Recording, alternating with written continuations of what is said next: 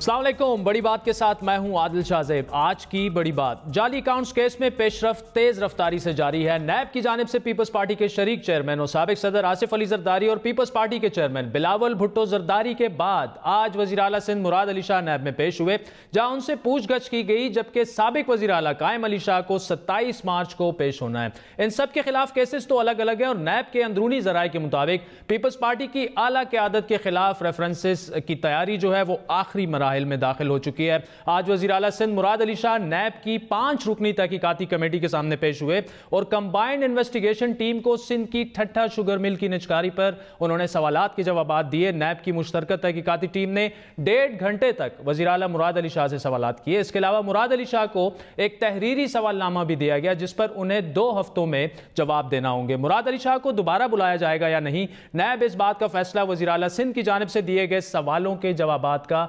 जायजा लेने के बाद करेगी।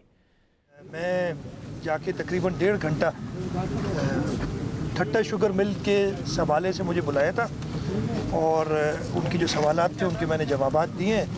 मेरे ख्याल से तो मैंने जो सवालात थे, जो उनकी क्वेश्चंस या क्वेरीज थी, उनके प्रॉपर जवाब देखे। हम उनको साथ साथ ये भी बताया 7 जनवरी 2019 की जजमेंट का, उसमें JIT के वकील ने कहा है कि हमें चेयरमैन बिलावल भुट्टो जरदारी और मुराद अली शाह के खिलाफ सही कंक्लूजन ड्रॉ करने के लिए हमें और इंक्वायरी करनी है। उन्होंने जो मुझसे पूछना था वो उधर ही पूछ लिया है। उसके अलावा एक क्वेश्चनर जो था वो दिखाया है मुझे, लिया है, और इस केस में उन्होंने नहीं मुझे कहा कि दोबारा बुलाएं। ये केस है क्या? वाज़ेह रहे कि JIT रिपोर्ट के मुताबिक सिंध हुकूमत ने 2013 में 72 करोड़ रुपए मालियत की सरकारी ठट्ठा शुगर मिल 12.5 करोड़ रुपए में ओमनी ग्रुप को बेच दी। इसके अलावा दादू शुगर मिल और ठट्ठा सीमेंट प्लांट भी पीपल्स पार्टी के दौरे हुकूमत में मार्केट से इंतहाई अर्जा कीमत पर ओमनी ग्रुप को ही बेचा गया। यही नहीं, JIT रिपोर्ट का यह भी दावा है कि सिंध हुकूमत ने मुख्तलिफ सब्सिडीज के नाम पर 7 अरब रुपए सरकारी खजाने से उससे ज्यादा की रकम ओमनी ग्रुप की मुख्तलिफ कंपनियों को अदा की। अगर JIT के इस दावे को सच माना जाए कि ओमनी ग्रुप असल में साबिक सदर आसिफ अली जरदारी के फ्रंट मैन के तौर पर काम कर रहा था, तो असल फायदा आसिफ अली जरदारी उठा रहे थे। लेकिन यहां यह बात जरूरी है कि इस वक्त ये सिर्फ इल्जामात ही हैं जिन्हें अदालत में अभी साबित होना है। कानूनी लड़ाई तो रेफरेंस दायर होने के बाद शुरू होगी, लेकिन सियासी लड़ाई, पीपल्स पार्टी ने सियासी लड़ाई का आगाज कर दिया है। बिलावल भुट्टो कल कराची से लाड़काना तक ट्रेन मार्च का आगाज कर रहे हैं। ना तो इंतखाबात है और ना ही सियासी दर्ज हरारत इतना गर्म और ना ही सिंध में किसी और पार्टी की हुकूमत है, तो फिर पीपल्स पार्टी के चेयरमैन को ट्रेन मार्च की जरूरत क्यों पेश आई? वजीर आजम इमरान खान समेत हुकूमत का यह कहना है कि यह सब हुकूमत पर दबाव डालने के लिए है, ताकि कोई नया NRO हासिल किया जा सके पीपल्स पार्टी की लीडरशिप के लिए। हुकूमत नैब के इल्जामात को सच मानती है। पीपल्स पार्टी के मुताबिक ये इल्जामात झूठ पर मबनी है। कौन सच है कौन गलत, इसका फैसला यकीनन पाकिस्तान की अदालतें करेंगी, लेकिन जाली अकाउंट्स केस में रोज नित नए इंकशाफात पीपल्स पार्टी के लिए अच्छी खबरें नहीं ला रहे। आज नैब में क्या हुआ, ताज़ा तरीन मालूमात के लिए बात करेंगे बड़ी बात के नुमाइंदा खुसूसी रियाजुल हक से। रियाज, थैंक यू सो मच। नैब के अंदर आज क्या हुआ, अंदर की बड़ी बात क्या है? जी बिल्कुल, आज बड़ी तफसील से तकरीबन जैसा नैब की प्रेस रिलीज़ में भी उन्होंने कहा कि 1.5 घंटे के करीब उन्होंने उनसे जो वज़ीर आला सिंध थे उनसे सवालात किए, और जो ज़राए हमारे वहाँ मौजूद थे उनका ये कहना था कि जिस तरह आसिफ अली जरदारी और बिलावल भुट्टो जरदारी ने बहुत से सवालात को ये क्या कर या तो रद्द कर दिया या जवाब देने से इनकार कर दिया, ताकि वो तकनीकी तौर पे किसी तौर पे इसमें फंस ना सकें। तो मुराद अली शाह का ये कहना था कि चूँकि जो 2 कंपनियां जिन्होंने बोली दी थी उन्होंने 25% अदायगी नहीं की, लिहाजा ओमनी ग्रुप को हमने वो जो ठट्टा शुगर मिल वो मामलात उनको दे दिए। लेकिन नैब ज़राए के मुताबिक तकरीबन ये जो सारी जो उसके बाद जो पेमेंट्स हुई थी वो सारी फेक अकाउंट से हुई थी। तो अगेन जो फेक अकाउंट्स के साथ उनका कनेक्शन मिलता है, जाली अकाउंट्स, जो सारी तफसील जो हम बयान कर रहे हैं इस प्रोग्राम में और पहले भी करते आ रहे थे, तो अगेन वहाँ से कनेक्शन मिलता है। तो इसके जवाब में जब उनसे पूछा गया कि आप इसके बारे में क्या कहते हैं, आपके दस्तखत वहाँ पर मौजूद हैं, वो कहते हैं जी मैं तो हम तो सिंध गवर्नमेंट ने ये किया था और मुझे मज़ीद इसकी तफसील नहीं पता था, हम तो गवर्नमेंट के तौर पे इसको रन कर रहे थे, इस तरह की हमें मज़ीद तफसील नहीं पता। बाकी वो कह रहे थे कि रिटर्न में हम मज़ीद तफसील देंगे, लेकिन कहा यह जा रहा है कि ये जो स्ट्रेटजी नवाज शरीफ वगैरह ने जो JIT बनाई गई थी वहाँ थे, तो बाहर आकर जो है डिसरिगार्ड ڈسکارڈ کیا جائے اور ارریلیونٹ کرنے کی کوشش کی جائے. تو اسی طرح یہاں بھی یہ اسٹریٹجی اپنائی جا رہی ہے کہ اندر وہ کئی سوالوں کے جوابات نہیں دے پاتے لیکن وہ کوشش کرتے ہیں, باہر آ کے کہتے ہیں کہ یہ سب جھوٹ ہے اور یہ سب فراڈ ہے. ٹھیک ہے. اچھا ریاض, یہ بتائیے فیک اکاؤنٹس کیس سے ہماری معلومات یہ ہیں کہ یہ اس مہینے کو تمام تجزیہ کار جو ہیں بڑا اہم قرار دیں اور اس کے بعد اپریل کو بھی, اس کی وجہ کیا ہے؟ ہماری نیب کے 2 سے 3 ذرائع سے بات ہوئی جو اس معاملے کو بڑے قریب سے دیکھ رہے ہیں. ان کا یہ کہنا تھا کہ اب چونکہ ایف آئی اے جو فیک اکاؤنٹس کو دیکھ رہی تھی تو وہ معاملات بھی جو کہ سپریم کورٹ کے آرڈرز بھی تھے وہ بھی نیب کے پاس آ جائیں گے. تو انہوں نے کہا تھا کہ بہت سے ایسے ڈاٹس ہیں جو کافی حد تک کنیکٹ ہو چکے ہیں اور بہت سے ایسے لوگ ہیں جو چاہے وہ آفتاب میمن تھے جو اس وقت ریمانڈ پہ ہیں یا اس طرح کے بہت سے لوگ تھے جو اس میں انوالو ہیں. تو وہ کہہ رہے تھے کہ ہم ڈاٹس کنیکٹ کرنے کے قریب ہیں اور ایک سب سے پہلا جو ریفرنس ہے وہ جو پنک ریزیڈنسی جو ہے اس میں وہ فائل کرنے والے ہیں اور اس مہینے کے آخر میں اور اپریل کا جو پہلا ہفتہ ہے اس میں یقینی طور پر ان کا کہنا ہے کہ 2 سے 3 مزید ریفرنس فائل ہو جائیں گے. اور اپریل کا مہینہ انتہائی اہم ہے اور تقریباً نیب کا یہ دعویٰ ہے کہ وہ کوشش کریں گے کہ سارے معاملے کو اپریل کے مہینے میں مکمل کریں جس میں بڑی گرفتاریاں بھی ہو سکتی ہیں اور انتہائی اہم مزید شواہد آنے کے امکانات بھی موجود ہیں. ٹھیک ہے Riaz ulHaq, thank you so much for joining us. ناظرین, آپ کو صرف ایک ڈسکلیمر لگاتے چلیں کہ یہ صرف ابھی الزامات ہیں پیپلز پارٹی کی اعلیٰ قیادت کے خلاف, ابھی تک کچھ ثابت نہیں ہوا. یہ آگے جا کے کیسز اور ریفرنسز عدالتوں میں چلیں گے اور ہم آپ کو اپڈیٹ کرتے رہیں گے. حکومت اب تک عوام کو کوئی خاطر خواہ ریلیف تو نہیں دے سکی لیکن گزشتہ 2 ماہ کے دوران بجلی اور گیس کے بلز میں ہوشربہ اضافے سے عوام تلملا اٹھے ہیں. گیس کی قیمتیں میں جو ہے 40 سے 140% اضافے کے صرف 7 ماہ بعد ایک بار پھر پاکستان کی عوام پر گیس بل قیمت میں اضافے کی تجویز آ چکی ہے. جی ہاں, یاد رہے کہ گزشتہ سال ستمبر میں وزیراعظم عمران خان نے گیس کی قیمتوں میں اضافے کی منظوری دی تھی جس کے بعد عوام کی جانب سے گیس کے بلز میں حیران کن اضافے کی شکایات منظر عام پر آئیں. اس پر ایک انکوائری ہوئی جس میں یہ ثابت ہوا کہ 30% صارفین یعنی آپ لوگ 30% جو ہے گیس بل کی مد میں آپ سے زیادہ پیسے وصول کیے گئے تھے. اس کے بعد وزیر اعظم نے احکامات دیے انکوائری کے بعد کہ جن صارفین سے زیادہ پیسے وصول کیے گئے ہوں انہیں وہ پیسے واپس کیا جائیں. ابھی تک یہ پیسے تو صارفین کو واپس نہیں مل سکے لیکن دوسری جانب سوئی صدرن اور سوئی ناردرن کا نیا مطالبہ سامنے ابھی آیا ہے. یہ پیسے ابھی ہو سکتا ہے کہ آپ کو مل بھی جائیں لیکن اس کا کوئی خاص فائدہ نہیں ہوا اگر سوئی صدرن اور ناردرن کی یہ تجویز مان لی جائے. وہ تجویز ہے کیا کہ دونوں کمپنیوں نے ایک بار پھر گیس کی قیمت میں 18 سے 144% تک اضافے کی درخواست جو ہے وہ Oil and Gas Regulatory Authority کو بھجوا دی ہے. سوئی ناردرن کی جانب سے گیس کی اوسط قیمت میں تقریباً 144% اضافے کی درخواست کی گئی ہے. اس کے علاوہ اور موجودہ ریٹ کو 501 روپے سے بڑھا کر 1224 روپے کرنے کا مطالبہ کیا گیا جبکہ سوئی صدرن نے بھی آئندہ مالی سال کے لیے اوسط قیمت کو 591 روپے سے بڑھا کر 698 روپے کرنے کی درخواست دی ہے.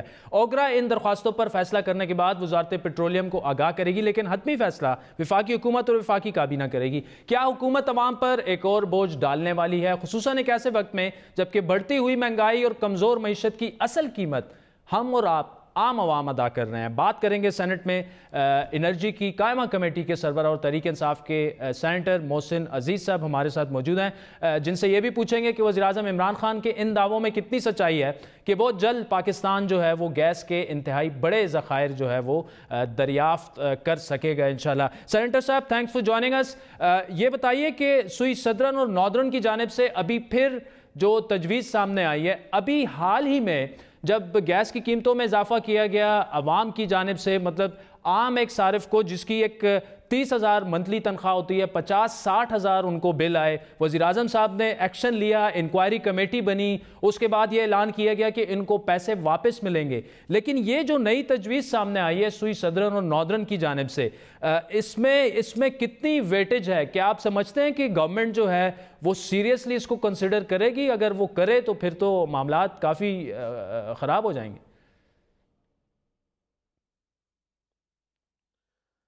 دیکھیے ایک تو بات ہے کہ پرانے جو ہمارے بلز تھے جی جو کہ پچھلے جو کیبنٹ نے ڈیسائیڈ کیا تھا اس میں انکریز کی گئی تھی وہ 10% سے لے کے 20 سے 25% تک انکریز ہوئی تھے ڈومیسٹک کنزیومر کے لیے. آپ کو یہ معلوم ہونا چاہیے کہ پاکستان میں جو ڈومیسٹک کنزیومر ہیں وہ تقریباً 9.8 ملین ہیں جس میں سے کہ جو سوئی ناردرن ہے جو کہ پنجاب خیبر پختونخوا میں آتی ہے اس میں تقریباً 6.8 ملین کنزیومر ہیں اور تقریباً 3 ملین جو ہیں وہ سندھ اور بلوچستان کے ہیں. ٹھیک. اس میں جو ہے جو کہ انکریز ہوئی تھی وہ سب سے جو کم سلیب ہے اس پہ 10% ہوئی تھی، جو کہ آپ سمجھ لیں کہ تقریباً 50 HM³ جو ہے جو اس کا منتھلی کنزمپشن تھی وہ اس کے اوپر لی. اس کے اوپر جو ہے تقریباً 15% انکریز ہوئی تھی جو کہ 100 تک تھے، 100 HM³ تک تھے، اور اس کے بعد پھر اسی طریقے سے 20% اور 25% ہوئی. البتہ یہ ضرور ہوا کہ جب یہ گیس کے جو ہے ریٹ بڑھائے گئے اس کے بعد جب لوگوں کو بل آئے، دو وجوہات سے گیس کے بل ہوشربا طریقے سے بڑھ گئے، جو کہ ان کی جو لوگ ہیں ان کی بساط سے، خاص طور پہ جو ڈومیسٹک کنزیومر ان کی بساط سے باہر نکل گئے. ایک تو یہ کہ جو سردی ہے وہ اس دفعہ بہت زیادہ پڑی تو کنزمپشن بڑھ گئی تھی، اور دوسرا یہ کہ جو گیس کے بل لگانے کا جو طریقہ کار ہوتا ہے اس میں یہ تھا کہ ایک تو جو یہ ٹیرف تھا اس میں اگر آپ 50 HM³ تک استعمال کرتے ہیں تو آپ کو ایک ریٹ لگے گا جو کہ 121 روپے ہے، اور اگر آپ 50 سے 51 کر جاتے ہیں تو 127 ہو جائے گا، اور اگر 100 سے بڑھ جاتے ہیں تو 264 ہو جائے گا. یعنی فرام 0 سے لے کے 264 تک وہ بل اسی طریقے سے ہوگا. تو وہ فرام 0 to 264 اپنا 100 تک جو ہے وہ زیادہ ریٹ پہ ہوگا. یہ دو وجوہات تھی. تیسری وجہ جو تھی وہ یہ کہ میں سمجھتا ہوں کہ اس حکومت کے خلاف ایک سارٹ آف کانسپریسی سے ہوئی تھی کہ جو پاور فیکٹر ہے، جو کہ گیس کا پریشر ہے اور جو ٹیمپریچر ہے، اس کی ریشو کے ساتھ ملا کر جو ہے اس میں بلنگ ہوتی ہے. جو اس کی جو ہوتی ہے، جو بلنگ ہوتی ہے اس کا ایک طریقہ کار ہوتا ہے، اس کا پاور فیکٹر ہوتا ہے، پریشر کا فیکٹر ہوتا ہے، اور اس کے ٹیمپریچر ہوتے ہیں. تو وہ جو ہے وہ میں سمجھتا ہوں کہ اس میں بڑی زیادتی ہوئی، اور اس کی وجہ سے یہ ریٹس جو ہیں وہ بہت فلکچویٹ کر گئے اور وہ بلز جو ہیں ایکسیسو آئے. اس کے لیے حکومت نے وزیر اعظم کی ہدایت پہ جو ہے ایک کمیٹی بنائی، اور کمیٹی کو بنانے کے ساتھ ساتھ یہ جو ہے وہ ایک جو چارٹرڈ اکاؤنٹنٹ کی فرم ہے اس کو یہ کام دیا گیا کہ وہ اپنی رپورٹ پیش کرے، جس کی رپورٹ آج کل میں آنے والی ہے. اور اس میں دیکھیں گے کہ کون کون اس میں لوگ ہیں جو کہ اس میں انوالو تھے، اور جو یہ ایکسیسو بلنگ ہوئی ہے اس میں کمیٹی نے بھی، ہماری جو پیٹرولیم کی کمیٹی ہے اس نے بھی یہ ڈسکس کر کے فائنلائز کیا، ریکمنڈیشن دی کہ بل میں سیپریٹلی لکھا جائے گا کہ یہ جو ہے نا یہ ریفنڈ کیا جا رہا ہے، پرانے بل کے جو اماؤنٹ ہے جو ایکسیسو چارج ہوئے اس کے ریفنڈ کی کالم میں. اچھا محسن نذیر صاحب، یہ تو آپ نے ایکسپلین کر دیا، وزیر اعظم صاحب بھی کر چکے ہیں، وفاقی وزیر پیٹرولیم بھی. یہ تو جو ایکسیسو بلنگ ہوئی تھی وہ تو ٹھیک ہے، رپورٹ آ جائے گی، جو ذمہ داران ہیں ان کو سزا مل جائے گی. ابھی یہ جو سوئی صدرن اور ناردرن نے لکھا ہے اوگرا کو کہ جی آپ 144% تک جو ہے گیس کے ٹیرفز میں مزید اضافہ کریں، تو یہ تو پھر وہی ہم بیک ٹو سکوئر ون ہو گئے نا. اگر تو ایکسیسو بلنگ ہوئی اس پر معافی بھی مانگی گئی، ذمہ داران کو سزا بھی دی جائے گی، لیکن یہ تو پھر مہنگائی کا پہاڑ عوام پہ ٹوٹ رہا ہے. اگر گیس کے بلز جو ہیں 144% تک چلے جائیں، یہ تو وہی 60-70 ہزار بل آئے گا پھر عام صارف کا. دیکھیے یہ فیصلہ تو حکومت نے کرنا ہے اوگرا کے ریکمنڈیشن کے اوپر. تو گیس کمپنیز اور یہ جو باقی کمپنیز ہوتی ہیں، بجلی والے ہیں وہ نیپرا کو لکھتے ہیں، اور جو گیس کمپنیز والے ہیں وہ اوگرا کو لکھتے ہیں. اوگرا اس کو پھر ڈٹرمن کرتی ہے کہ کیا وجوہات ہیں، کس وجہ سے جو ہے یہ گیس کے ریٹس بڑھائے جائیں. اب اس میں یہ ہے کہ ویسے تو ادروائز تو ہماری کمیٹی نے بھی ان کو یہ ریکمینڈ بھی کیا ہے کہ اس وقت میرا خیال نہیں ہے کہ یہ جو لوگ ہیں کہ اس پوزیشن میں ہیں کہ وہ گیس کو اس وقت بل زیادہ دے سکے. ساتھ ہی ساتھ یہ کہ ہم نے یہ ایڈوائز کی ہے جو کمپنیز ہے کہ یہ اپنا UFG جو ہے جو کہ انفاؤنڈ گیس ہے، جس کو گیس کی چوری آپ سمجھ لیں یا لیکیج سمجھ لیں یا کوئی اور وجوہات کی وجہ سے جو گیس کو جو کمپنی کو ملتی ہے اور جو ڈسٹریبیوٹ کرتا ہے اس میں جو فرق ہے وہ بہت بڑھ رہا ہے. تو اس کو کنٹرول کریں تاکہ یہ جو ہے نا گیس کے بل آئندہ اور بڑھے نہ. میں تو سمجھتا ہوں حکومت کی یہ پرائرٹی ضرور ہوگی کہ اس کو دیکھا جائے کہ یہ زیادہ نہ بڑھے، کیونکہ اس وقت میں نہیں سمجھتا کہ حکومت جو ہے یہ جانتی نہیں ہے. حکومت بالکل اس چیز سے واقف ہے کہ یہ جو ہے آگے گیس کا ریٹ نہیں بڑھنے چاہیے. لیکن یہ بھی آپ کو میں بتا دوں کہ یہ جو پچھلے جو گیس کے ریٹ بڑھے تھے وہ بھی اس لیے بڑھے تھے کیونکہ کمپنی جو ہے وہ ایکسیسو لاس میں چلی گئی تھی. کمپنی باقی جو ہے لاس کو اور سسٹین ہی نہیں کر سکتی تھی، وہ کمپنیز کولیپس ہو جاتی. ٹھیک. اچھا محسن عزیز صاحب, آخری سوال آپ سے, اگر کائنڈلی بریفلی جواب دیجیے گا. وزیر اعظم صاحب 2 دفعہ کہہ چکے ہیں, بہت بڑی خوشخبری وہ قوم کو دینے والے ہیں 2-3 ہفتے میں, گیس کے ذخائر جو ہیں وہ دریافت ہونے جا رہے ہیں. آپ کو کیا پتا ہے اس بارے میں, کیا معلومات ہیں اور کتنے کانفیڈنٹ ہیں کہ واقعی اسی طرح ہوگا انشاءاللہ؟ دیکھیے, یہ آپ کو معلوم ہونا چاہیے کہ پچھلے 27 سال سے جو ہے ہمارے پاس جو ریزروز تھے ان کو ٹیپ ہی نہیں کیا گیا, خاص طور پہ بلوچستان میں. اس کے لیے جو ہے تو یہ کارروائی شروع ہے, اور جو آف شور ہیں اس میں موبل جو ہے, ایکزون جو ہے, وہ آ کے انہیں ڈرلنگ کی ہے, اور اس میں جو ہے جو کہ ابھی ان کی اطلاعات مل رہی ہیں, اس اطلاعات کے مطابق وہ دے آر کوائٹ شور کہ ان کی جو یہ وقت جو یہ وہ کر رہے ہیں, ڈرلنگ کر رہے ہیں, وہ کافی حد تک سکسیسفل ثابت ہو جائے گی. اگر وہ ثابت ہو جائے انشاءاللہ, جو کہ کافی امید سے ہیں وہ لوگ بھی کہ یہ ہو جائے گا, تو اس سے ہمارے جو پیٹرول کے اور جو ہے یہ گیس کے کافی سارے پرابلمز جو ہے حل ہو جائیں گے. جو ہم LNG وغیرہ امپورٹ کرتے ہیں وہ ہمیں کم کرنی پڑے گی, انڈسٹری کو بھی مل جائے گی, اور ڈومیسٹک میں بھی کافی سارے حالات جو ہے بہتر ہو جائیں گے انشاءاللہ. سینیٹر محسن عزیز صاحب, ہوپ فلی اسی طرح ہوگا جس طرح وزیراعظم عمران خان کہہ رہے ہیں, بہت بڑی خوشخبری ہوگی پوری پاکستانی قوم کے لیے. ناظرین, جاتے جاتے آپ کو یہ بتاتے چلے, محسن عزیز صاحب نے بڑی اہم ایک بات کی ہے. جس طرح ہم نے آغاز میں آپ کو بتایا کہ سوئی صدرن اور سوئی ناردرن نے جو تجویز اوگرا کو بھیجی ہے کہ 144% گیس کے ٹیرف میں اضافہ کیا جائے, مطلب اگر آپ کا بل 100 روپے آتا ہے تو وہ پھر 244 روپے آئے گا. اس پر ہم نے ان سے بات کی, اور انہوں نے کہا کہ سینٹ کی اسٹینڈنگ کمیٹی نے یہ تجویز بھجوائی ہے گورنمنٹ کو فی الحال ایسا نہ کیا جائے, کیونکہ عوام پر آلریڈی مہنگائی کا بوجھ پڑ چکا ہے بہت زیادہ. ڈالر کی پرائس جس طرح بڑی, روپے ڈی ویلیو ہوا, تو اس میں اس وقت عوام گیس کے بلوں میں اضافے کے متحمل نہیں ہو سکتے, اور ہماری امید ہے کہ گورنمنٹ یہی فیصلہ کرے گی. اس پر ہم نے وفاقی وزیر پیٹرولیم غلام سرور خان سے بھی بات کرنا چاہیے, لیکن آج وہ زیادہ مصروف تھے. وقت ہوا چاہتا ہے ایک بریک کا, جس کے بعد بات ہوگی 1992 کی تاریخی فتح کے 27ویں سال کے موقع پر کپتان کے نائب کپتان سے یعنی جاوید میانداد صاحب کی بات کریں گے, اور ان سے پوچھیں گے کہ کیا وزیر اعظم عمران خان کرکٹ کے بعد سیاست کا کپ بھی جیت پائیں گے یا نہیں. ہمارے ساتھ رہیے گا.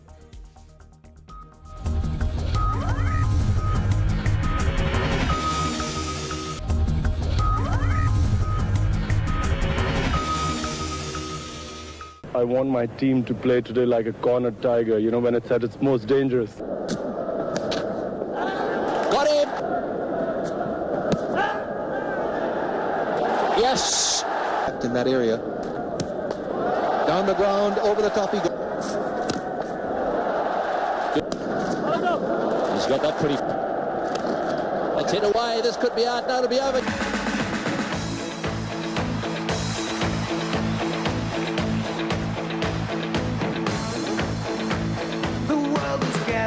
Here, the flags are up. Who's gonna be number one? Who's gonna take out the cup? Who will it be? Who'll be the kings? It's a once in a lifetime chance. You're on the edge of your seat. Feelings running high. They're the best in the world. They make that white ball fly. Who will it be? Who'll be the kings? It's a once in a آج سے ٹھیک 27 برس پہلے 25 مارچ 1992 کی ہی رات کو ایک تھکی ہاری شکست خوردہ ٹیم جو ہے وہ ٹائیگر بنی اور عالمی کرکٹ کا چیمپئن بن کر دنیا کرکٹ کو حیران کر گئی. آج پورے پاکستان کے کپتان وزیر اعظم عمران خان اس وقت جو تھے پاکستان کرکٹ ٹیم کے کپتان تھے, جنہوں نے ایک ایسی ٹیم کو چیمپئن بنوایا جو کہ ورلڈ کپ سے تقریباً ناک آؤٹ ہو چکی تھی. چند دنوں میں ایک شکست خوردہ ٹیم سے عالمی چیمپئن بننے کے سفر میں عمران خان کے علاوہ شورائے آفاق بیٹسمین جاوید میانداد, انضمام الحق, وسیم اکرم, معین خان, باقی بھی کئی نام ہیں, ان سمیت دیگر کھلاڑیوں نے بھی بڑا کلیدی کردار ادا کیا. آخر یہ کیسے ممکن ہوا؟ کیا ایسی بڑی بات ہوئی کہ اس یادگار ٹورنامنٹ میں انگلینڈ کے خلاف 74 رنز پر آؤٹ ہونے والی پاکستانی ٹیم نے پہلے سیمی فائنل میں نیوزی لینڈ کو حیران کن طور پر شکست دی اور پھر فائنل میں انگلینڈ کو بآسانی چت کرنے میں کامیاب ہوئی. 1992 کے اس تاریخی دن کی بڑی باتیں پوچھیں گے, بڑی بات کے بڑے مہمان اور کپتان کے نائب کپتان the one and only Javed Miandad صاحب ہمارے ساتھ موجود ہیں. جاوید بھائی, تھینک یو سو مچ, بہت بہت شکریہ, آپ نے بڑا ٹائم نکالا. ٹیک اس تھرو دا جرنی انگلینڈ سے آپ 74 پہ سارے آل آؤٹ ہو گئے اور باران رحمت ہوا, بارش ہوئی, 1 پوائنٹ ہمیں مل گیا. وہ پوائنٹ جو تھا اس کے بعد ہم نے نیوزی لینڈ سے میچ جیتنا جو تھا ضروری تھا سیمی فائنل میں جانے کے لیے, اور ایک ایسی ٹیم نیوزی لینڈ اس وقت 8 میچ کھیلی تھی, 8 جیت چکی تھی, 9واں میچ ان کا ہمارے پاس تھا, ان کو شکست دی. پھر اس کے بعد فائنل میں انگلینڈ کے سامنے, ایسی ٹیم کے سامنے جو 74 پر آپ لوگوں کو آل آؤٹ کر گئی تھی. کیا فیلنگز کیا تھی, احساسات کیا تھے, اسپیشلی جب آپ فائنل میں جا رہے تھے؟ نہیں بالکل, آپ نے جو ٹیکنیکل بات کی وہ یہی تھی کہ جو وہ 1 پوائنٹ جو تھا نا وہ ہمیں ہے نا ورلڈ کپ جتا کے, وہ بارش والا, وہ والا, کیونکہ وہاں ہم مطلب میچ تو ہار ہی گئے تھے تقریباً, کچھ نہیں, مگر اللہ کی طرف سے اتنی ہماری اور لوگوں کی دعائیں تھیں. مجھے اتنا پتہ ہے کہ اس وقت رمضان میں میچز ہو رہے تھے شاید, اور ہر آدمی جو ہے وہ دعا تھا, اور پہلی دفعہ پاکستان ورلڈ کپ میں گیا تھا, تو وہاں پر وہ پوائنٹ ملنا جو تھا نا وہ ٹرننگ پوائنٹ تھا ہمارے لیے. اس کے بعد ہماری ٹیم بھی تھوڑی ہے نا اٹھی اور تھوڑا جذبہ آیا, اور سب سے بڑی بات یہ تھی کہ آج ہمارے جو پرائم منسٹر عمران خان بھائی, ان کی ایک ہماری یہ ایک ایسا تھا کہ بس یعنی کہ فوکس جو تھا نا وہ یہ تھا کہ فکر نہیں کرو انشاءاللہ ہے نا, یعنی کہ ایک تھا کہ ہم ورلڈ کپ میں پہنچنا ہے, ہم نے کسی طریقے سے نا تو ایک ٹیمپو بن گیا تھا. اور وہ اس میچ کے بعد جب پوائنٹ ملا اور اس کے بعد ہم تھرو ہوئے تو وہاں ہمیں نا مطلب پوائنٹ ملا. اور آپ نے ایک چیز دیکھی کہ عمران صاحب جو ہے, عمران خان صاحب جو وہ جو شرٹ جو پہنی ہے وہ صرف یہی تھی کہ ٹائیگر, بالکل, آئی مین بوسٹ اپ. اور اسپیشلی جس دن وہ ٹاس جس وقت ہو رہا تھا فائنل کا, تو انہوں نے بتایا بھی کہ جی ہم بالکل وہ ٹائیگر, اور اس میں تو فیلنگز بھی یہی تھی. اسپیشلی جب آپ جا رہے تھے پچ پر, انہوں نے ڈیسائیڈ یہ کیا کہ جی بیٹنگ کنڈیشنز ایسی تھیں کہ ہمیں اس پر بیٹنگ ہی کرنی چاہیے, لیکن اسی ٹورنامنٹ میں پاکستان کی 2-3 ٹیموں کے خلاف جو تھی بیٹنگ فلاپ ہو چکی تھی. تو ذہن میں کچھ یہ نہیں آ رہا تھا کہ جی ایسا نہ ہو کہ 70-80 رنز پہ آؤٹ ہی نہ ہو جائے؟ نہیں, اس ٹیم میں ہمارا یہ تھا کہ ہماری بولنگ اچھی تھی بنسبت بیٹنگ کے نا, بیٹنگ کے اوپر اتنے ایکسپیرینس نہیں تھے, اتنے نا زیادہ کھیلے ہوئے نہیں تھے. اور اس وقت ورلڈ کپ میں آپ کو پتہ ہے کہ اتنے کوئی آج اگر آپ کھیلتے ہیں تو آپ کے پاس بہت سارے ایکسپیرینس آ جاتے ہیں, پاسٹ کے آ جاتے ہیں کہ کس طریقے, اور تھرو آؤٹ آپ کرکٹ کھیل رہے ہیں. اس وقت اتنی زیادہ کرکٹ بھی نہیں تھی. تو بہرحال میں یہی کہوں گا کہ وہ جو فائنل جو تھا وہ لازمی بات ہے کہ ہمارا یہ تھا کہ کانفیڈنس دیکھتا ہے کہ بس ہم اتنے رنز کر لیں, ہم ان کو پکڑ لیں گے, ہمارے مطلب ایک ایسا ٹیمپو بنا تھا ہر آدمی کا. اچھا, اور بیٹنگ میں بھی ایک وقت ایسے آیا اوپر نیچے وکٹیں گری, پھر آپ اور عمران جو تھے وہ وکٹ پہ ٹھہرے اور آہستہ آہستہ سکور کو آگے لے کے گئے. نہیں بالکل, اوبیسلی کہ آپ نے throughout my career my cricket جو تھی ہمیشہ ایسی تھی جو ٹیک دا, مجھے اپنی فکر نہیں ہوتی تھی, ہمیشہ ٹیم کی اور ایک اسکور. ہم چاہتے تھے کہ کوئی بھی ابھی بھی جو ہمیں سن رہے ہیں تو ان کا یہی ہے کہ دیکھیں جب اس ٹائپ کے میچ کھیلیں اب ایک آپ کا ٹارگیٹ ہونا چاہیے, کیونکہ آپ کی بولنگ اٹیک جو ہوتا ہے اس کے حساب سے آپ ٹارگیٹ دیتے ہیں کہ ہمیں یہ پتہ ہے کہ اگر میں 300 کروں تو ہو سکتا ہے کہ میری بولنگ اچھی نہیں ہے, تو مجھے پتہ ہے کہ ہمارے ہارنے کے بھی چانسز ہیں کیونکہ ہماری بولنگ اس کو ڈیفینڈ نہیں کر سکے گی. تو ہماری بولنگ اتنی بہتر تھی اور ہمیں پتہ تھا, تو ہمارے جو عمران کپتان ہم سب مل کے یہی تھا کہ بس ہم اتنا دون ہم پکڑ لیں گے ان کو, ہم نہیں جانے دیں گے. اور وہی چیز جو ہے نا جاوید بھائی, اب تو چلیں آپ جیت گئے, وہ تو سیلیبریشنز پورے پاکستان میں, دنیا بھر میں جتنے بھی پاکستانی تھے وہ بھی تھے. پھر اس کے بعد کیا ایسا کوئی مومنٹ آیا؟ ایک تو یہ کہ خان صاحب پر ایک الزام یہ لگتا ہے کہ جی وہ پورا کریڈٹ جو ہے وہ خود ہی لے گئے, وہ انہوں نے اسپیچ کی اور وہ کی, چونکہ آپ تو ان کے بالکل رائٹ ہینڈ مین تھے. ایک آپ سے یہ جاننا چاہیں گے کہ کیا آپ سمجھتے ہیں کہ پورا کریڈٹ انہوں نے یا ٹیم کو بھی انہوں نے دیا کریڈٹ؟ نہیں بالکل یہ ایسی بات نہیں تھی, مگر مجھے پتہ ہے کہ بعد میں کافی چیزیں ہوئی تھیں اور اس کا جو شک اور شبہات جو تھے وہ جیسے میرے اوپر آ رہے تھے, کیونکہ عمران صاحب جو تھے وہ کینسر ہاسپٹل بھی رائٹ, اور ان کی ایک وش بھی تھی, بالکل اس سے ہے نا بڑا فرق پڑا, اور لازمات جیتی ہوئی ٹیم کو اس کے لیے تھا. تو ان کا جو جذبہ تھا وہ یہ بھی تھا کہ اگر ہم جیت گئے تو کینسر ہاسپٹل بھی جو ہے نا وہ ایک اچھے طریقے سے ہے نا چانسز میں, تو ہر آدمی کرتا ہے, ایسی کوئی بات نہیں. مگر اس قسم کی جو تھی وہ بعد میں کافی چیزیں آئیں, اس طرح سے ہوئیں, مگر مین جو چیز تھی وہ یہ تھی کہ ہم جیت کے آئے ہوئے تھے, ہمارے لوگ خوش تھے, ہمیں مطلب فوکس تھے, ہم ورلڈ کپ کے اوپر ہی تھے. اور جیتنے کے بعد آپ نے دیکھا کہ ہر آدمی جو تھا آج اس چیز کو ہم آج بھی فالو کر رہے ہیں, کیونکہ انسپیکٹڈ ہم سے ایکسپیکٹ نہیں کر رہے تھے, اور اس کے بعد ٹیم نے تو کہنے کا مطلب یہ ہے کہ آنے والوں کو ان چیزوں سے سبق لینا چاہیے. صحیح بات ہے. یہ ہمارے لیے ایک لیسن ہے. کسی آپ نے 3-4 دہائیاں ساتھ میں اکٹھے گزاری عمران خان کی, کسی ایک مومنٹ آف ٹائم پہ کوئی اس طرح کی ایمبیشنز انہوں نے کہ جی میں نے پرائم منسٹر بننا ہے یا میں نے ایک پارٹی میں آگے جا کے بناؤں گا, کوئی اتنی سی آپ کو محسوس ہوا کہ جی یہ بندہ آگے جا کے پرائم منسٹر بنے گا؟ نہیں, ان کے اندر ایک جذبہ ہے اور ٹارگیٹ ہے, رائٹ. اگر وہ چیزوں کو اگر وہ ٹارگیٹ کرتے ہیں تو ہمیشہ اچیو کر لیتے ہیں, رائٹ. میری اور ہماری کافی لمبا, کیونکہ ہم سسیکس میں 76-7 میں ساتھ کھیلتے رہے, 2 سال ہم نے ساتھ کھیلا, اٹھنا بیٹھنا ٹریولنگ کرنا 24 گھنٹے کے ہم 6 مہینے نا اس طریقے سے تھے. تو اس کے بعد ٹائم, کیونکہ ان کی جو چینجز جو ہیں وہ میں سمجھتا ہوں وہ ہاسپٹل, کیونکہ ہاسپٹل پہ آ کے ان کو پتہ چلا کہ لوگ ایک وقت آگے تک کوئی دینے والا بھی نہیں تھا, تو انہوں نے کمپین کی اپنی تھی. تو ان کے اندر ایک لیڈرشپ جو ہے نا وہ اندر موجود تھی. کہ اور پھر سب سے بڑی اچھی بات یہ تھی کہ ڈٹرمنٹ تھے, کہ ایک چیز اگر لیتے تھے تو وہ ہار نہیں مانتے تھے, اور ہی ول گو فار دیٹ, رائٹ, جب تک وہ اچیو نہیں کرے. اچھا جاوید بھائی, بڑے آپ نے 2-3 بڑے امپورٹنٹ پوائنٹ ریز کیے. وہ ڈٹرمنٹ تھے, وہ ایمبیشس تھے, وہ ہارڈ ورکنگ تھے, انہوں نے جو بھی چاہا وہ انہوں نے اچیو کیا اپنے ہارڈ ورک اور اس کی وجہ سے. آج جو پاکستان کو مسائل درپیش ہیں, کیا آپ سمجھتے ہیں کہ وہ پاکستان کو بحرانوں سے نکال لیں گے, خصوصاً جو 8-9 مہینوں کی کارکردگی رہی ہے, پرووائڈڈ کرکٹ اور سیاست میں فرق ہے؟ نہیں دیکھیں, سیاست اور کرکٹ میں نہیں سمجھتا کہ اتنا زیادہ فرق ہے. کہنے کو تو ہے کہ ڈیفرنٹ ہے, مگر دیکھیں ملک کو چلانے کے لیے ملک جو چلتا ہے, دیکھیں ہم سب کی وجہ سے چلے گا. جی, اگر میں ہی پارٹیسپیٹ نہیں کروں, اگر ہماری اپوزیشنز جو ہیں وہ آپ کے اندر دیکھیں بڑھنے نہیں دینا, کسی دنیا میں نہیں دیکھا. کتنی دنیا میں چینج ہوتے ہیں, ایک آتا ہے چلا جاتا ہے, جلدی بھی چھوڑ جاتا ہے, مگر ان کا فوکس وہ پاکستان ہے. ہمارے لوگوں کو میں یہ کہنا چاہتا ہوں کہ دیکھیں کوئی بھی آ جائے, اگر آپ صحیح, کیونکہ آپ لے کے جائیں گے. اگر ہم عوام اگر ساتھ نہیں دیں گے, آپ ساتھ تو دیں, 1 سال تو دیں, کم سے کم 2 سال تو دیں, جب آپ اچیو کرتے ہیں. You talking about very highest level پہ. Highest level is a country is not like matches, اور یہ کرکٹ نہیں ہے کہ آپ چینج کر دو گے اگلے میچ میں چینج کر دو گے.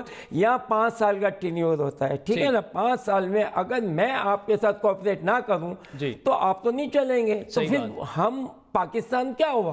پاکستان کا مطلب یہ ہے کہ اگر کوئی بھی کسی چیز پہ آ جائے, یہ میرے اپنے ویوز ہیں, ایسے میں مطلب بچپن سے دیکھتا ہوا رہا ہوں, 40 سال کا ایکسپیرینس. دنیا میں ہم گنے, دنیا میں تو کوئی بودر نہیں کرتا, کوئی بھی بن جاتا ہے, مگر وہاں کی پبلک جو ہے نا وہ اسی طریقے سے اس کو ویلکم کرتی ہے, اور اسی طریقے سے وہ گرانے کی یا موڑنے کی یا ٹرن کرنے کی نہیں کرتے. ہمارے یہاں نیگیٹو پوائنٹ سب سے پہلے آ جاتا ہے, اور پھر جب دیکھتے ہیں پھر پازیٹیو میں جاتے ہیں. ہمیں پازیٹیو میں جانا پڑے گا, پازیٹیو میں جانا پڑے گا. جب آپ نے ابھی یہ بات کی نا کہ ہم اتنے دے گئے, یہ آپ نے بڑی اچھی بات کی. ہم سب کو پتہ ہم گرے ہوئے, ہمارے پاس قرض نہیں, ہمیں دینے کو نہیں, ہمیں کھلا. اب یہ کیسے نکلے گا؟ ہم سے نکلے گا, کلیکٹیولی نکالنا پڑے گا, کلیکٹیولی نکالنا پڑے گا. اچھا جاوید بھائی, یہ بتائیں کہ کپتان تو زبردست اگر ہو تو وہ ٹیم کو جتا دیتا ہے, لیکن ٹیم بھی بڑی امپورٹنٹ ہے.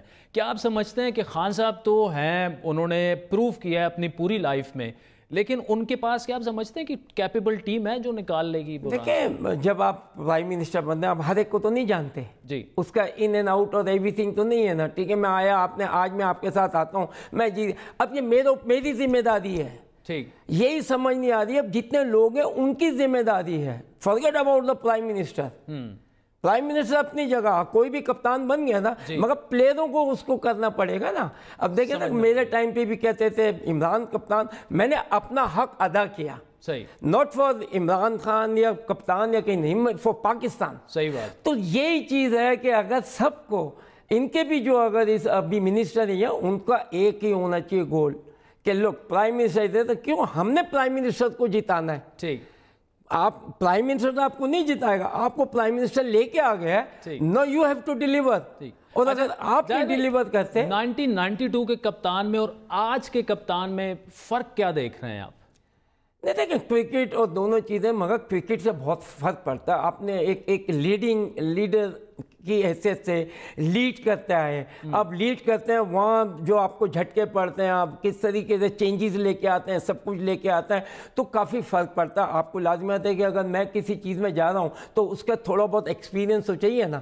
تو ایکسپیرینس اسی طریقے سے فرنٹ آف دا پیپل, عوام, دنیا میں اگینسٹ ایوری تھنگ, ویدر, ساری چیزیں, تو اس سے بڑا فرق. پھر انہوں نے سب سے بڑی دیکھیں ان کی عمران صاحب کی جو ایز اے, کیونکہ ہم بہت کلوز بھی ہیں, ان کی سب سے بڑی اچیومنٹ ہم کو اور آپ کو, ہم لوگوں کو ایک چیز ماننی ہے, forget about prime minister, but جو انہوں نے شوکت خانم ہاسپٹل بنایا ہے, ٹھیک, بالکل رائٹ, آج one of the best in the world والا بنایا ہے. ایک آدمی نے اپنی پوری ایفرٹ کی, آپ اسی کو کریڈٹ سوچ کے آپ بھول جائیں. اب ٹائم تو دیں, یعنی کہ آپ ابھی کچھ مہینے ہوئے ہیں, دیکھیں ساری دنیا میں ہوتا ہے کہ 1 آدھ سال 2 سال آپ ان کو سپورٹ کرتے ہیں. ہمارے کو اگر پاکستان کو, نوئنگ ایم اے پاکستانی, رائٹ, مگر ہمارے یہاں یہ بگ بائٹنگ جو ہے نا وہ بہت زیادہ ہے.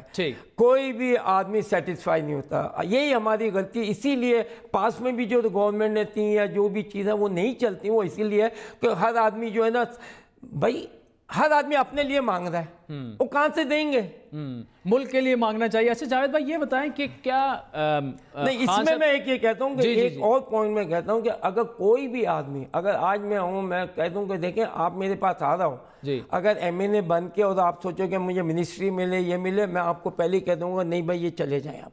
صحیح ہے. اور خان صاحب کو اسی طرح انہوں نے کیا بھی ہے کئی لوگوں کے ساتھ. منسٹری آپ کو ووٹ تو لاکھوں میں ملتے ہیں, آپ کے پاس 20-25 منسٹر بننے نا ٹائم ٹو ٹائم. اگر ہر آدمی صرف اسی انٹرسٹ میں دے رہا تو پاکستان کا کیا ہوگا؟ صحیح بات ہے, بڑی زبردست آپ نے بات کی. اچھا خان صاحب اپنے دوستوں کو ابھی بھول گئے ہیں, ابھی بھی واٹس ایپ میسیجز ہوتے رہتے ہیں آپ کی؟ نہیں, بہرحال میرے سے تو ایسی نہیں ہے, مگر یہ ہے کہ دیکھیں میں خود ریئلائز کرتا ہوں بیزی پرسن, اور جس طرح کے پاکستان کے یہاں پر حالات ہیں اور جس طریقے سے گوئنگ تھرو, کہ آپ دیکھیں گے اتنا پریشر ہے اس وقت کسی کے اوپر, میں سمجھتا ہوں پوری گورنمنٹ کے اوپر ہی بہت پریشر ہے. اور ہمارا پریشر سب سے بڑا جو ہے, جو کوئی بھی سسٹین اور بڑا مشکل ہوتا ہے, اور وہ ہے معاشی. آپ قرضوں میں ڈوبے ہوئے ہیں, آپ کے پاس آج کوئی ہے نا, یعنی کہ وی آر آن آکسیجن ہے, ہمارا یہاں سے پائپ نکال لیں, ہمارا پتہ نہیں کہاں جائیں گے. تو اس سچویشن میں obviously we need a people to keep the, یہ آکسیجن لگا رہے. صحیح بات. اگر آکسیجن ہٹانا تو بہت آسان ہے, عمران صاحب کو کیا فرق پڑے گا, یہ لیجیے آپ کر لیجیے, سمجھے نا. تو what we should do کہ اب ٹائم has changed, اب نئی ہم کر رہے ہیں آنے والی نسلوں کے لیے. ہر آدمی کو یہ سوچنا ہے کہ ہم نے کرنا ہے فار پاکستان اینڈ ہمارے آنے والے جو بچوں کے بچے جو ہے نا, تاکہ ان کو اچھا مستقبل, اچھا پاکستان ملے. اس چیزوں کو لانے کے لیے کس چیز کی ضرورت ہے, sit down and do it that work. ٹھیک ہے. اچھا جاوید بھائی, ہم نے ورلڈ کپ کی بھی باتیں کی, خان صاحب کی بھی, ہارڈ کور پالیٹکس پہ بھی آپ کو میں آج لے آیا. آخر میں جاتے جاتے یہ بتائیں, آپ کو بڑا ایک جولی پلیئر کے طور پر پچ پر جاتے, گواسکر کی, آج سنیل گواسکر کی سن رہا تھا, وہ کہہ رہے تھے کوئی بنگلور میں میچ ہو رہا تھا اور بالر کو آپ تھوڑا سا وہ کنفیوز کرنے کے لیے نا, وہ آپ کہہ رہے تھے یار کمرے کا نمبر کیا ہے, یہ کیا قصہ تھا؟ نہیں, وہ ایک دراصل ہم جب میں کھیلتے تھے تو ہم لوگ بیسکلی فرینڈس تھے. اچھا, ساری کچھ. اچھا, میری پلاننگ یہ ہوتی تھی کہ جب تک میں, آج میں ڈسکلوز کہ میں بات نہ کروں, یہ نہیں کہوں, دس واز مائی کانسنٹریشن. اچھا, میری کانسنٹریشن یہ تھی کہ اگر مجھے کوئی بات نہ کریں تو میں مطلب وہ کانسنٹریشن نہیں ہے. میری کانسنٹریشن ہوتی تھی کہ ایز لانگ آئی میں ٹاکنگ میکنگ ڈیمورلائز جو ہو رہے ہیں سب تھا. تو وہ بولر جو تھا نا, وکٹ ایسی تھی اور وہ ٹانگ پہ گین کرے جا رہا تھا. تو پہلے اس نے ایک چیز بتائی ہے, میں تو وہ ٹانگ پہ تو میں اس کو یوں مارتا تھا. اچھا, میرے ساتھ گواسکر یہ سب تھے, دلیپ دوشی تھے, تو ٹانگوں پہ رائٹ, اور مجھے رنس نہیں مل رہا ہے, میں بڑا سیٹ ہوا.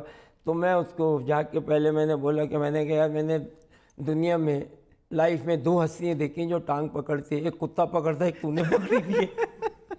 اچھا, اٹھا کے بال پھینک. اچھا, پھر ہم لوگ دوست ہیں, پھر وہ مجھے گواسکر کہتا کیا, میں نے بولا یار میری ٹانگ پکڑی ہوئی ہے, تو میں نے یہ بولا. اس کے بعد پھر میں نے کہا اچھا ہاں ہے. تو ہم شام کو میچ جب ختم ہو جاتا تھا تو اکثر ہم گراؤنڈ میں جو ہے وہ ہوٹل میں ہم سب ساتھ ہوتے تھے, ملتے تھے, یہ وہ جو گراؤنڈ کے بات ہے نا, بڑا اچھا ایٹماسفیئر. تو میں ان سے کہتا ہوں کہ دلیپ روم نمبر کیا ہے، روم نمبر کیا ہے، روم نمبر کیا ہے، یہ بیٹنگ کرتے ہوئے بیٹنگ کرتے ہوئے رائٹ. تو اس سے پھر گواسکر پوچھتا تھا کہ کیا بول رہا ہے، کیا بول رہا ہے، کہتا ہے بھولے جا رہا ہے کہ روم نمبر، کہتا ہے بتا دے. میں نے بولا وہاں بھی فیلڈر ہے، وہاں بھی میں ماروں، چھکا ادھر پہنچے گا. تو کافی چیزیں چلتی تھیں، بہت ہوتی تھیں میرے ساتھ. کیا بولتے ہیں چیپل ان سے بھی ہوئی، لیلی سے ہوئی. بالکل. تو اس کے لیے کرنے کے لیے نا تو آپ کو بھی گٹس چاہیے تھے. اب لیلی جیسے کو میں یا ان جیسے کو اگر کر رہا ہوں بلہ گھما دیا تھا، مجھے یہ پتا ہے کہ وہ بھی ون آف دا بیسٹ ہے. مجھے پتا ہے کہ 6 باؤنسر بھی کرے گا، بٹ میرے اندر بھی اتنا کریج تھا کہ ٹھیک ہے یس. جب آپ کرتے ہیں تو کہنے کا مطلب یہ ہے کہ آپ کو ہے نا ٹف ہونا چاہیے، اور they are so many thing to tackle. ٹھیک صحیح ہے نا. آپ نے دیکھا کہ محمد علی کے لیے وہ اس کی وہ ٹیکنیک تھی، گھما کے پلیئروں کو بھی چاہیے کہ اپنے آپ کو ایسیس کر کے بالکل آپ اپنے اس ٹیکنیک کو لے کے چلیں جس سے تمہیں فائدہ ہوتا ہے. اور یہاں لوگ سمجھتے ہیں کہ بات کرنے سے، میں کہتا ہوں مجھے بات کرنے سے زیادہ کنسنٹریشن ہوتا تھا. تو یہ ساری چیزیں ساتھ ساتھ چلتی ہیں. Legendary Javed Miandad sahab, thank you so much for joining us. ناظرین، hopefully you have enjoyed the discussion. وقت ہوا چاہتا ہے ایک بریک کا، جس کے بعد آپ سے دوبارہ ملاقات ہو.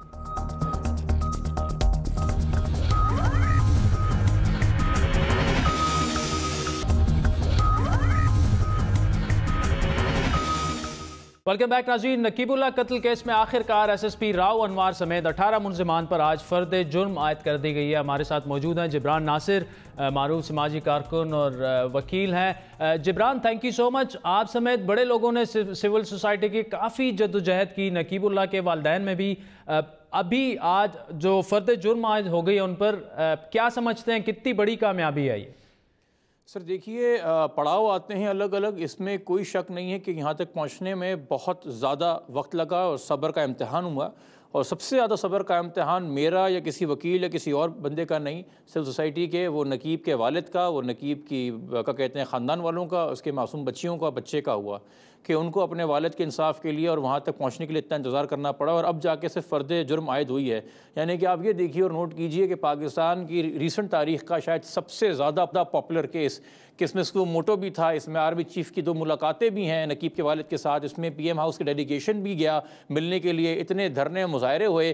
اسی کیس کے بعد ایک اتنی بڑی پشتون تحفظ کی تحریک بھی نکل آئی، مگر پھر بھی فرد جرم عائد کرتے کرتے 1.5 سال لگ گیا، اور ابھی تک 7 کے قریب اس میں جو مجرم. ٹھیک، Jibran Nasir, thank you so much for joining us. ناظرین، آج کے پروگرام پر آپ کے فیڈ بیک کے منتظر رہیں گے. ہمارا ٹویٹر ہینڈل ہے @بڑی بات. مجھے میری ٹیم سمیت اجازت دیجیے. خدا حافظ.